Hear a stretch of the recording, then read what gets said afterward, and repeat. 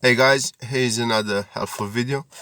If you're willing to service the car yourself and you don't know how to reset the service interval, the spanner, and as you can see the car is telling you the service is due in 200 miles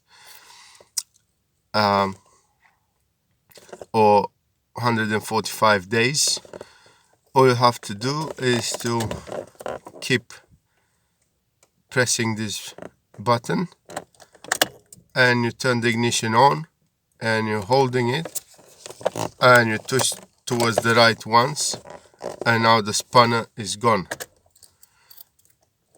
As you can see, now the spanner is gone from the dash. This is how you reset the service interval. Keep pressing this with the ignition off, pressing this button, and then you put the ignition and you twist towards the right and the spanner is gone. This is how you reset the service interval. Thanks for watching.